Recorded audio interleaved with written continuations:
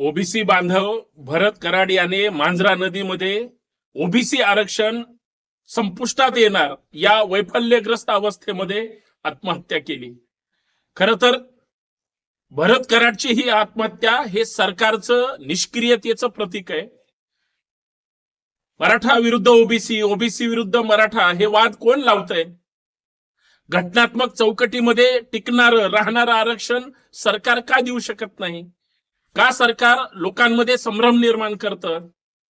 मुख्यमंत्र्यांची किंवा सरकारची नैतिक जबाबदारी असली पाहिजे महाराष्ट्रातल्या जनतेचं रक्षण करणं, परंतु जाणीवपूर्वक दोन समाजामध्ये वाद निर्माण करून जर महाराष्ट्रातील तरुण आत्महत्या करत असतील तर याला राज्य सरकार जबाबदार आहे, याला माननीय मुख्यमंत्री जबाबदार आहेत।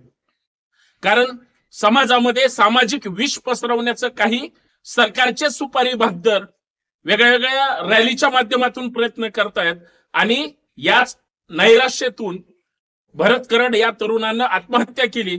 खरं तर संभाजी ब्रिगेडचा आरोप आहे की ओबीसी बांधव भरत कराड यांची आत्महत्या ही माननीय मुख्यमंत्र्यांच्या चुकीच्या धोरणाबद्दल किंवा सरकारच्या चुकीच्या धोरणाबद्दल झालेली आत्महत्या आहे। हा ठरवून केलेली सरकारनं हत्या आहे।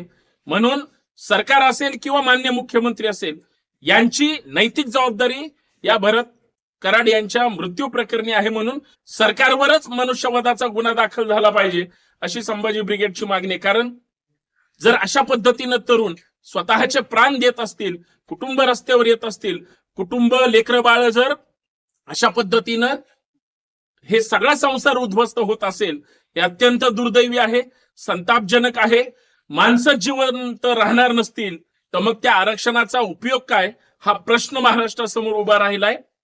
सरकार मात्र हे सामाजिक विद्वेषाचं त्या ठिकाणी प्रश्न निर्माण होईल अशा पद्धतीनं वागतं की काय असा सुद्धा संशय निर्माण होतो आहे।